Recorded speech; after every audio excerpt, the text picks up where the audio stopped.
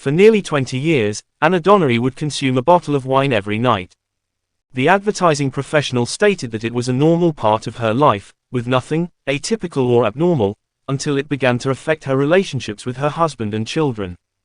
Her story, she told BBC Radio Bristol, is frighteningly common. Since becoming clean, the Thornbury resident has started a podcast to promote more discussions about our connections with alcohol.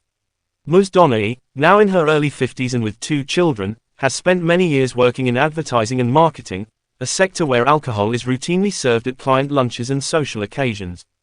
She told the BBC that when she first started working at Rover in Filton, she rapidly became one of the guys through after-work cocktails. The image is work hard and play harder, she went on to say. That is what we tell ourselves, that's how we normalize drinking behaviors. She was known as a highly gregarious person who enjoyed a drink, and she ascended the corporate ladder. While drinking remained the norm at work, Anna claimed it had also become a part of her identity. When her children were little, her husband would offer her a glass of wine when he arrived home, unaware that she had already drunk a bottle. Pushed as a drug, drinking eventually became a crutch for coping with the stresses of daily life. We are told that there are many jobs that we can give alcohol to do, she went on to say.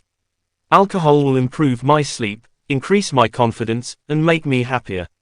It is ingrained in us that alcohol may assist, therefore it becomes our coping technique. It is marketed as a drug. However, those casual evening drinks eventually began to have an impact on many aspects of her life.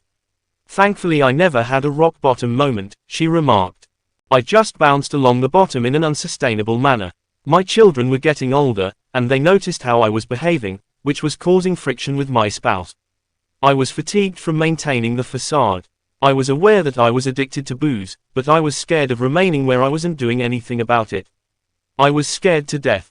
She had been struggling with alcohol for decades until finding a support group that worked for her at the age of 49.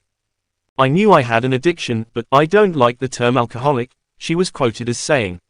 I felt an awful lot of shame in my drinking, but there was something very strong within me that wanted to work out why I had got there and how to reverse and course correct rather than just say, well that's that then. She explained, I've been dry for 3.5 years now. I don't measure it anymore, I never did. I've never gotten to the point where I count days. I just don't drink anymore. Anna aspires to reach out to others who have a similar relationship with alcohol through the Big Drink Rethink podcast and her work as an alcohol mindset external coach. We have an alcohol-centric society that is shifting, she went on to say. Let's explore why, let's think about our relationships, and have an open conversation about alcohol in the same way we do about mental health or menopause or any other aspects of our health.